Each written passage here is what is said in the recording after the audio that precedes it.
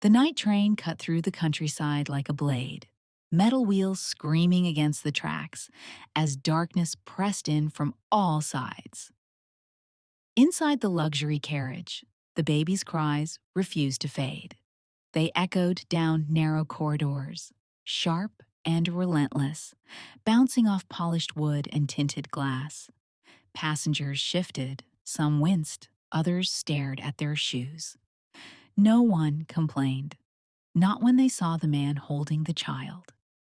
David Morelli sat rigidly in his private cabin, his broad frame tense beneath an immaculate suit that had never known fear until now.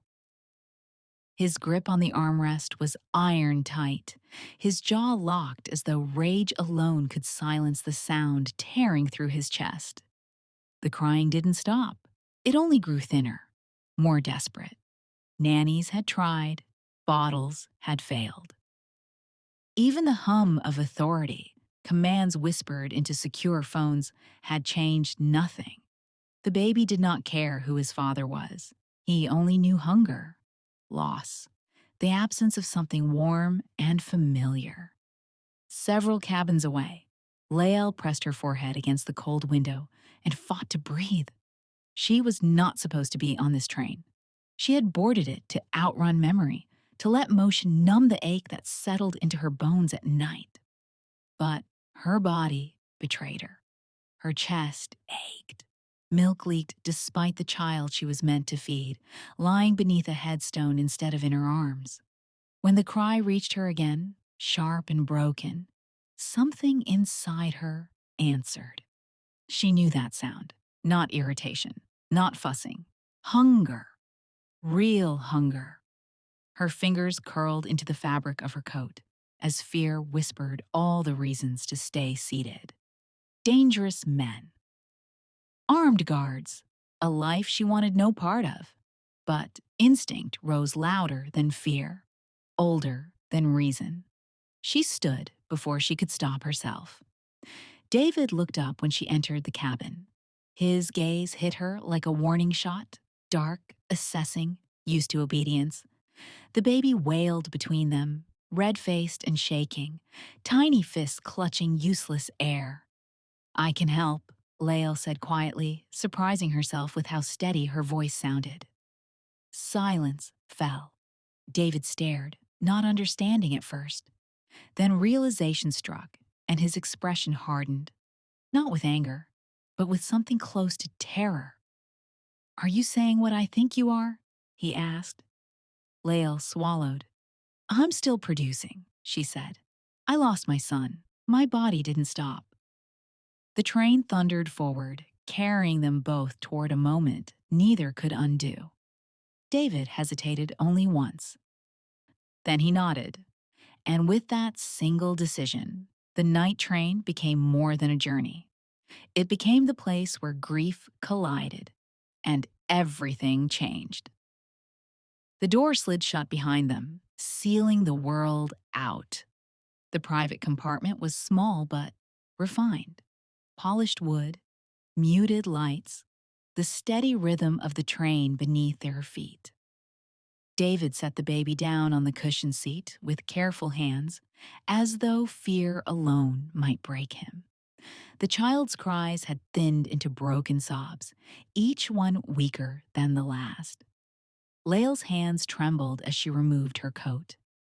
This was real. There was no stepping back now.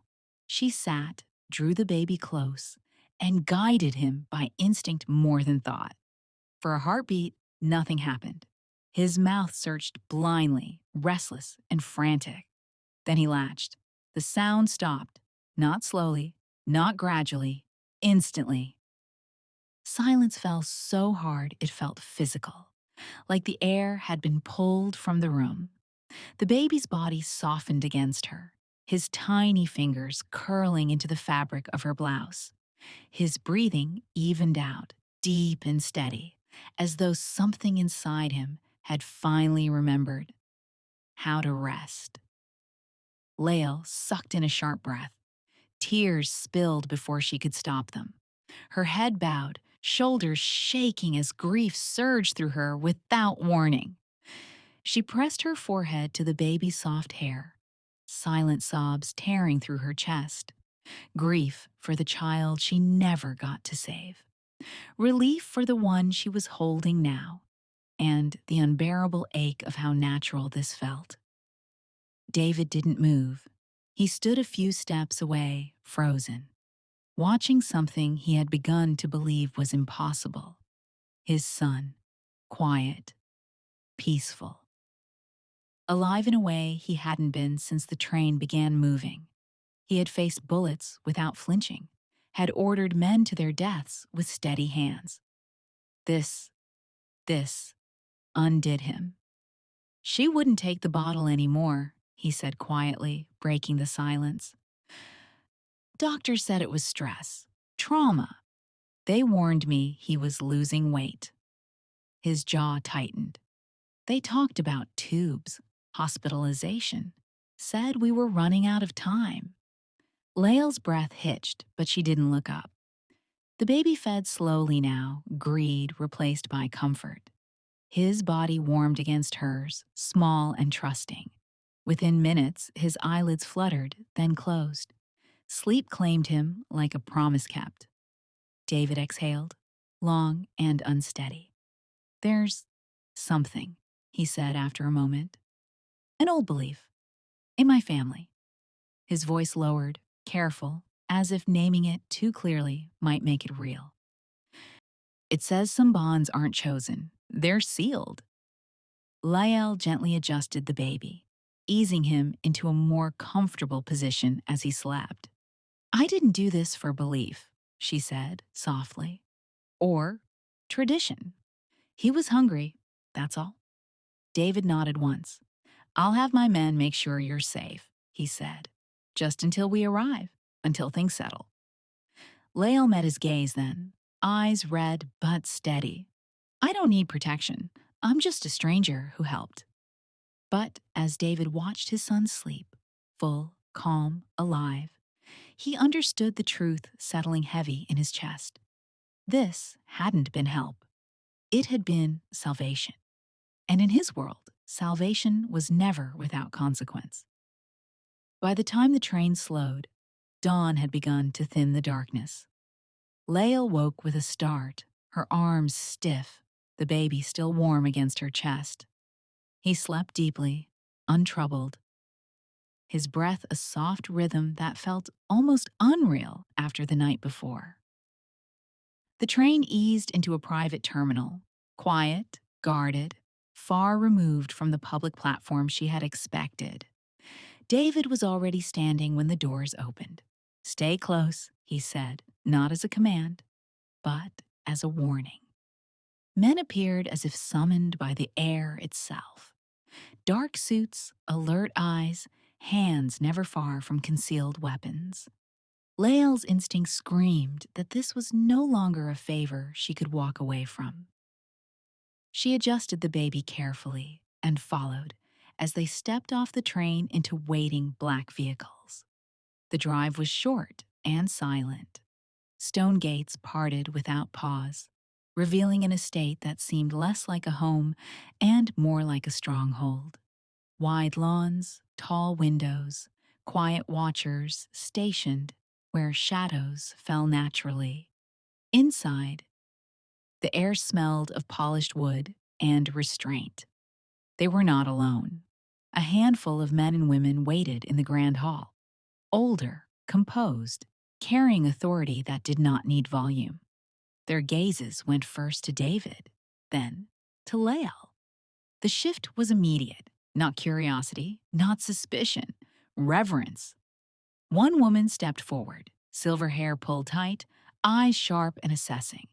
Her gaze settled on the sleeping child, then rose to Lael's face. Slowly, deliberately, she inclined her head. You fed him, the woman said. It wasn't a question. Lael stiffened. He was hungry. A murmur passed through the room, low and controlled. David exhaled through his nose. It was necessary. The woman turned to the others. Blood makes family, she said. voice carrying weight older than the walls around them. Her eyes returned to Lael. Milk seals it. Lael felt the words close around her like a door. I didn't agree to anything, she said quickly. I helped a baby, that's all. No one says otherwise, David replied, though something in his expression had gone distant. You'll stay here for now, until the journey is complete, until things settle. The assurance should have comforted her. Instead, it made her chest tighten. She was given a room overlooking the gardens, quiet and beautiful in a way that felt intentional, safe, watched. When she emerged later, she noticed the change. Staff stepping aside, voices lowering, eyes following her with something like respect. Fear followed close behind. I'll leave soon, she told David that evening, standing near the doorway as the baby slept between them. As soon as he doesn't need me.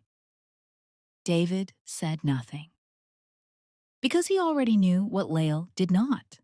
Elsewhere, far from the estate's guarded calm, a message crossed into enemy hands, brief, encrypted, and damning.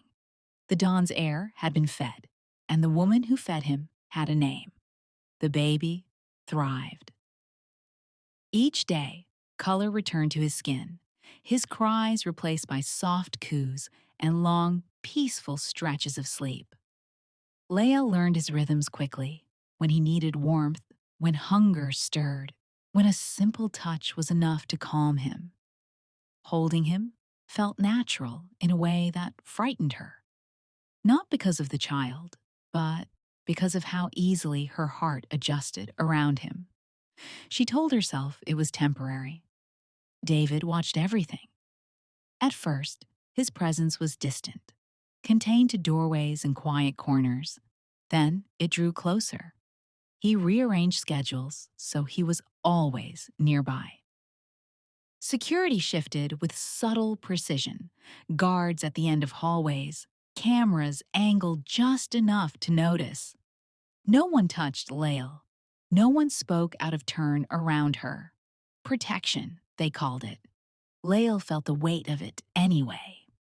She noticed how conversations stopped when she entered a room, how staff avoided her eyes but stepped aside with care, how unfamiliar faces appeared at the estate and disappeared just as quickly.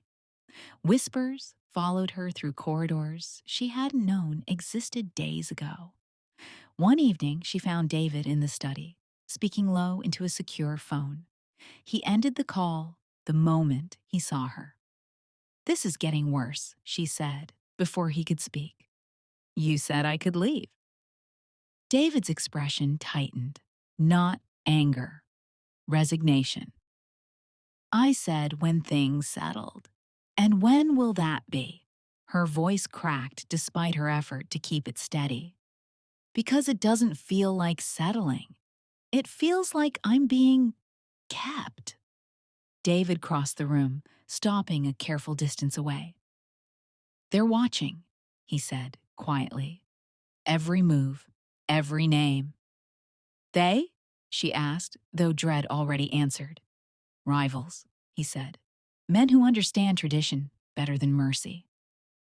Lael's stomach dropped. Then let me go now, before it becomes worse. He shook his head once. It already has. The truth settled between them like ash. They won't let you leave alive, David said. Not now. Not after what you did. Her breath caught. I fed a baby. You fed my heir. His voice softened. In my world, that makes you leverage. Or threat. Or both. Lael backed away, her hand bracing against the desk. I didn't ask for this. I didn't want your world. I know, he said. And for the first time, she heard something close to apology. But kindness doesn't go unnoticed where I come from.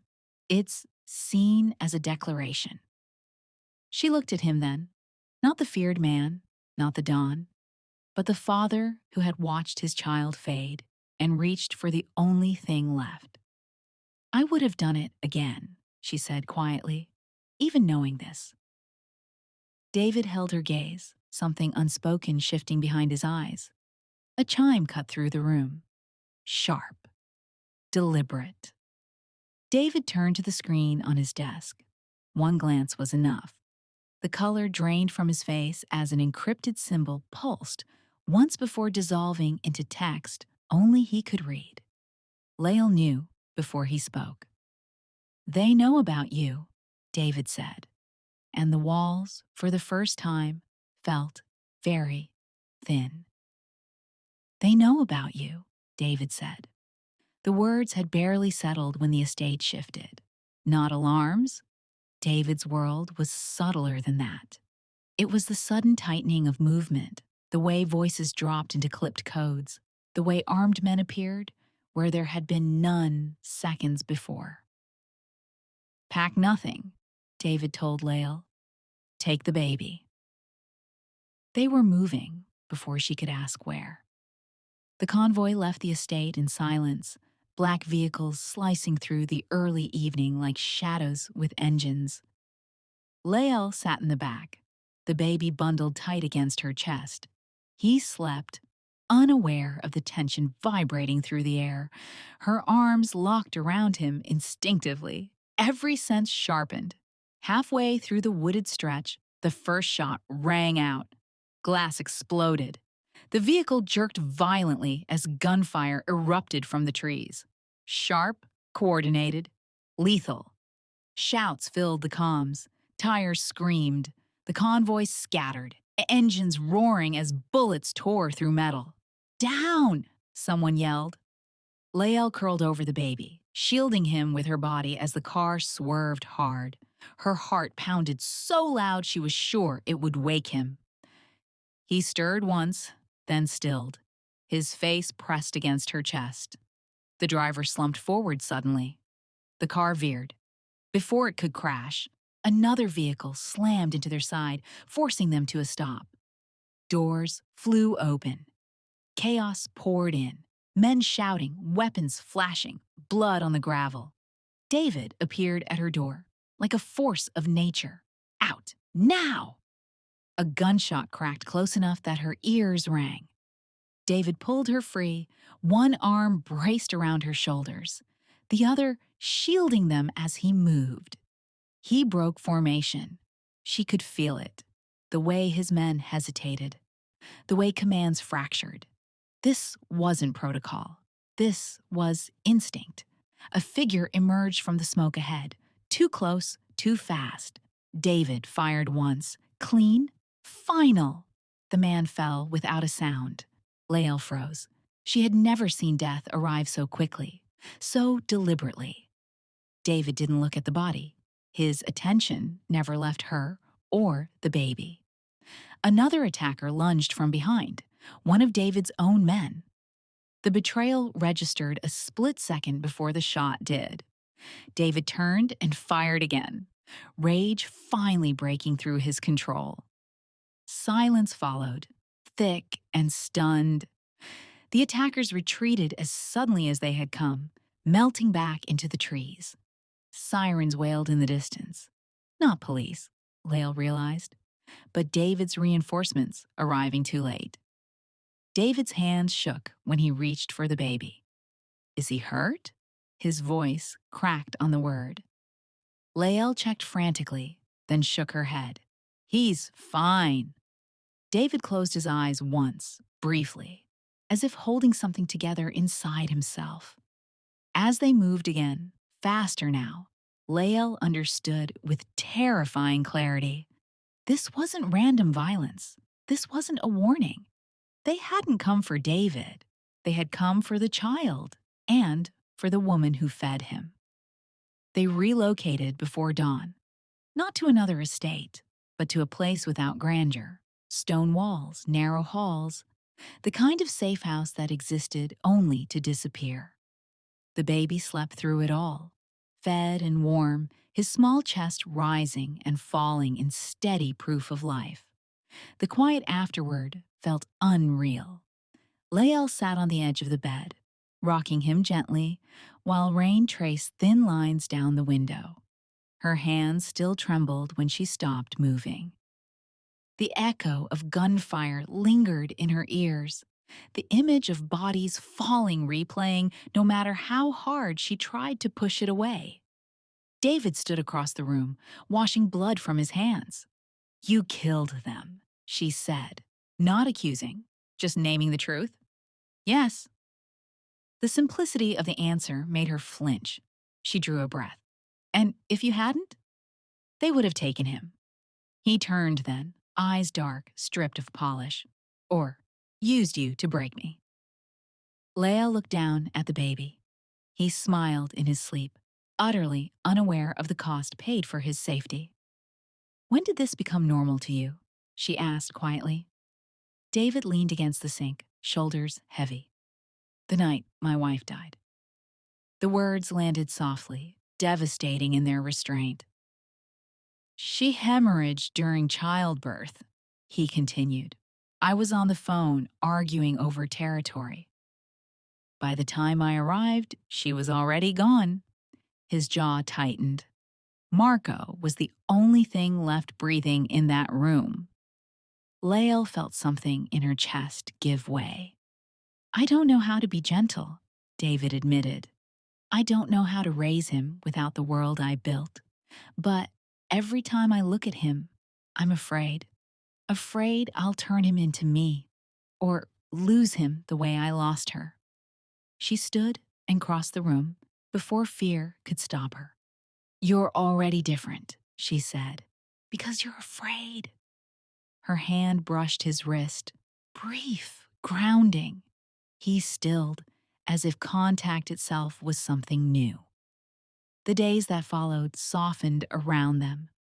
The baby grew stronger, his laughter filling corners of the safe house that had never known it.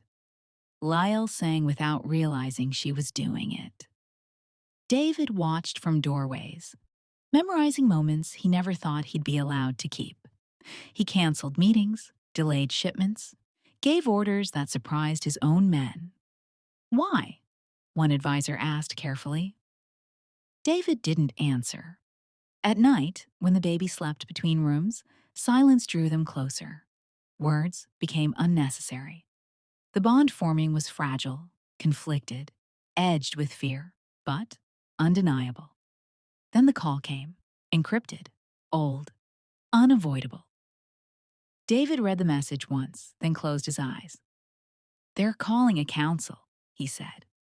"All of them." Lael's heart tightened. "What does that mean?"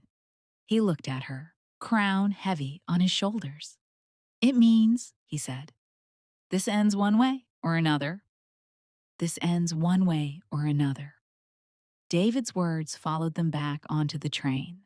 The return journey felt wrong from the moment the doors sealed shut. Same steel corridors, same muted lights, but where the first night had carried desperation, this one carried intention. The train moved slower, heavier, as if it knew it was bearing something volatile. Lael held the baby close, the rhythm of the track steady beneath her feet. He was calm now, alert, fingers curled around hers as if anchoring her to the moment. She tried to focus on that, on his warmth, his weight, rather than the men stationed at every junction. They were barely an hour in when David's phone vibrated. Once, that was enough. "Inside," he said, opening a door she hadn't noticed before. A reinforced cabin hidden behind polished paneling. He ushered her in, his movements urgent but controlled. "Lock it," he said, "no matter what you hear." The door sealed with a dull, final click. Lael pressed her ear to the metal as footsteps flooded the corridor outside. Voices followed.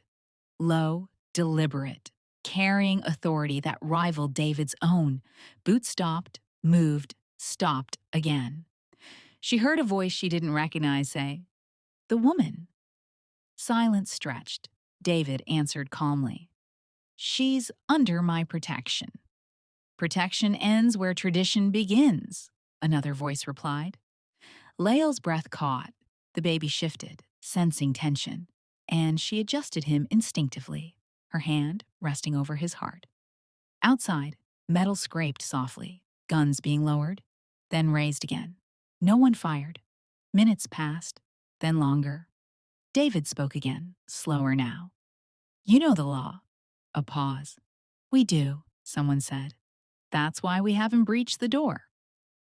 Lael realized then what was holding them back. Not fear of David, not fear of bloodshed. Her. What she had done. The old law hovered in the narrow corridor like an invisible barrier. Sacred, but fragile. Protection, balanced on belief alone. A single misstep could shatter it. Footsteps approached the door. Lael backed away, heart hammering, the baby beginning to fuss. She whispered to him, soft sounds meant to soothe, her body forming a shield without thought.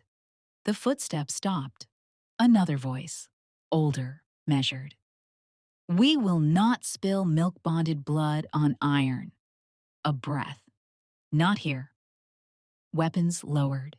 David exhaled audibly on the other side of the door. The train surged forward again, speed increasing, momentum reclaiming the moment. Gradually, the presence outside thinned. Voices faded. The corridor emptied.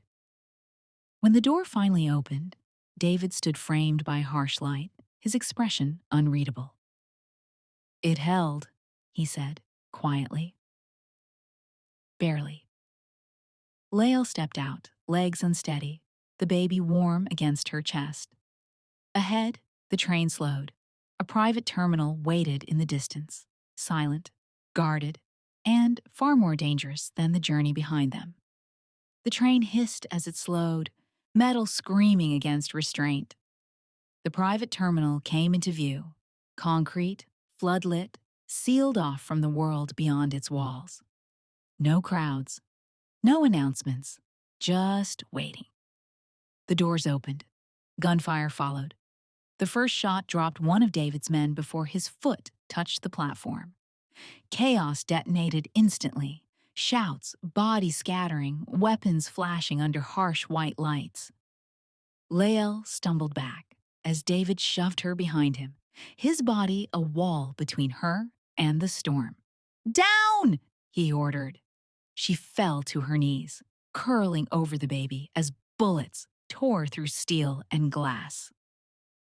David fired without hesitation, movements sharp and precise, dragging them toward cover as men fell around them. Then, the betrayal revealed itself. A voice on David's channel, familiar, trusted, fed their position with calm efficiency. David turned just in time to see the man lower his weapon and aim it at Lael. David didn't think. He stepped into the line of fire. The shot ripped through his shoulder, driving him back with a grunt of pain. He stayed upright anyway, returned fire with lethal accuracy. The traitor dropped. Silence came hard and sudden. The ambush ended as brutally as it began. Bodies lay scattered across the platform, the air thick with smoke and blood. David swayed, then steadied himself, his suit darkening with red. Lael, he said hoarsely. I'm here, she whispered, reaching him, hands shaking as she pressed against his wound while still holding the baby. The child whimpered once, then went quiet, eyes wide and unafraid. David sank to one knee. Men surrounded them, his surviving allies, weapons still raised, faces hard with fury. This ends now, one of them said. Give the order. We'll wipe them out. Others murmured agreement, revenge, clean and absolute, offered up like tribute. David looked at Lael, at the baby cradled between them, at the life he could still lose. No, he said. The word cut deeper than gunfire. He pushed himself to his feet, blood soaking through his sleeve, and turned to the men who had followed him for decades. I'm done. They stared at him in disbelief. I relinquish my territories, David continued, effective immediately, all of them. He looked to one man, older, calculating, steady. You'll take over. You know the rules. Keep them alive. You can't just walk away, someone spat. This is who you are. David shook his head slowly. It was. The platform held its breath. He stepped back from the circle, from the crown that had shaped his life, and placed himself beside Lael. I choose peace, he said, even if it costs me everything. No one stopped him. They left the terminal quietly, no convoy, no title, no protection beyond what he could give himself. David walked away with a wounded body, a woman who had changed his world, and a child asleep against her chest. Nothing else remained, and, for the first time, that was enough. They took names that no one recognized. A coastal town where the air smelled of salt and mornings arrived without alarms became home. No guards, no encrypted phones. Just a small house with peeling paint, a garden. David learned to tend badly, and silence that no longer felt like waiting for violence. The baby thrived. His laughter filled rooms that had once echoed with gunfire. He slept through the night, fed easily, growing sturdy and curious, his eyes bright with a future, unshadowed by bloodlines or laws. Lael watched him with a tenderness that no longer hurt. What she gave him was no longer survival. It was life. She healed slowly, honestly. Some nights she still woke remembering corridors, locked doors, the weight of being sacred without consent. She did not erase those memories. She folded them into herself, proof of what kindness had cost and what it had saved. In the daylight, she laughed more, sang again, chose who she wanted to be without anyone watching. David learned fatherhood the way he learned everything now, without fear driving his hands. He held the baby clumsily at first, afraid of doing something wrong. Lael guided him gently, never correcting with judgment. Over time, his shoulders loosened, his voice softened. He learned that love did not need armor, that protection could exist without violence. Sometimes, when the evening stretched long and quiet, they talked about the train. About that night when desperation met compassion, when a single act, unplanned, unclaimed, had shifted the course of everything. David never called it destiny. Lael never called it obligation. They called it choice. What grew between them was slow and unforced. No law sealed it, no tradition demanded it. They chose each other in the small moments, shared meals, exchanged looks, hands brushing without urgency. Love arrived without permission and stayed because it was welcome. On the porch one evening, as the sun dipped low and the baby slept between them, David reached for Lael's hand. No crowns, he said quietly. She squeezed his fingers. No cages. The train had taken many things with it: power, fear, the illusion of control. What it left behind was enough. A family built not by blood alone, nor by ancient law, but by mercy freely given and freely returned. In the end, it wasn't survival that saved them. It was peace. And 3 lives were changed forever by one simple act of compassion.